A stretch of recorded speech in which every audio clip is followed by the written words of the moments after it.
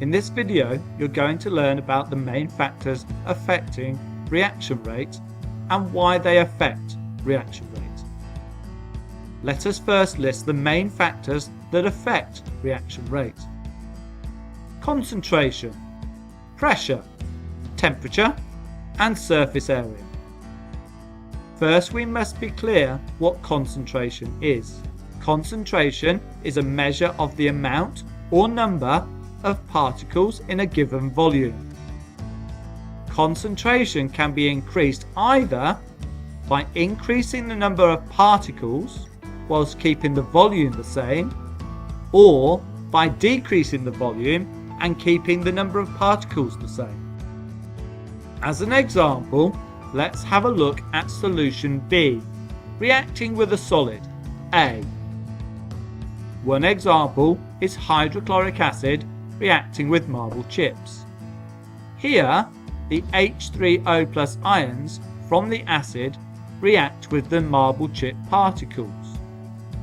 In a dilute solution of hydrochloric acid, there are not many H3O plus particles in a given volume to react with the marble chip particles in a given time. Hence a slow reaction and a low reaction rate. In a more concentrated solution of hydrochloric acid, there are more H3O plus particles in the given volume to react with the marble chip particles in a given time. Hence, a faster reaction and a higher reaction rate.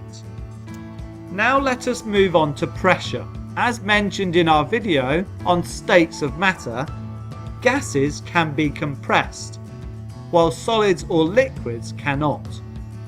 Pressure, therefore, only affects the reaction rate of reactions involving gases.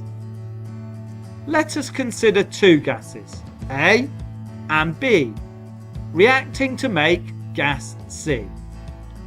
As mentioned in our video Collision Theory and Reactions Part 1, for a reaction between gas A and gas B to occur, they must collide with sufficient energy. A collision resulting in a reaction is a fruitful collision, so the rate of reaction can be taken as a number of fruitful collisions between A and B per second. If the pressure on this reaction is increased, the volume will decrease. As mentioned earlier, this decrease in volume results in an increase in concentration. So there are more fruitful collisions per second and therefore an increase in the rate of reaction. Next up is temperature. As mentioned in the video Collision Theory and Reactions Part 2, particles need a certain amount of energy, called activation energy, for their collisions to be fruitful. In other words, for them to react. Increasing the temperature increases the average kinetic energy of the particles. This means that more of them will have sufficient energy to react, resulting in more fruitful collisions per second and therefore an increase in the rate of reaction. Last is surface area. To understand this, consider the reaction between hydrochloric acid and one marble chip.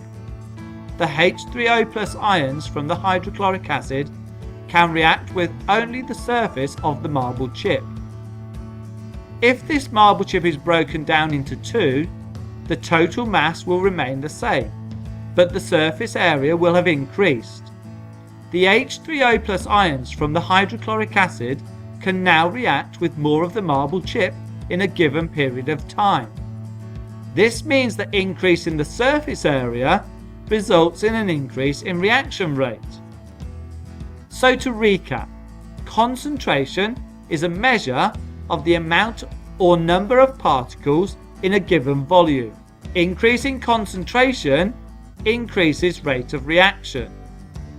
Increasing pressure on reactions involving gases increases the rate of reaction. Increasing temperature increases rate of reaction. And finally, Increasing surface area increases rate of reaction.